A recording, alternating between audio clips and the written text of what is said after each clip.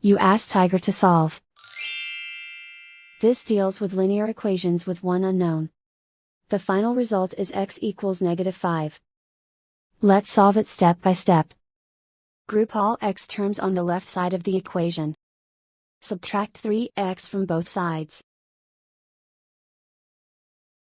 Group like terms.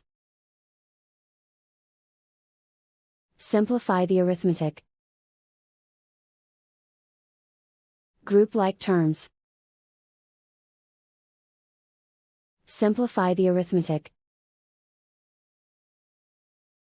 Group all constants on the right side of the equation. Subtract 4 from both sides. Simplify the arithmetic.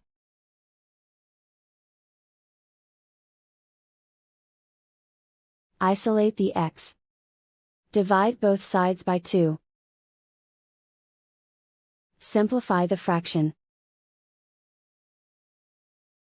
Find the greatest common factor of the numerator and denominator. Factor out and cancel the greatest common factor. And so the final result is x equals -5.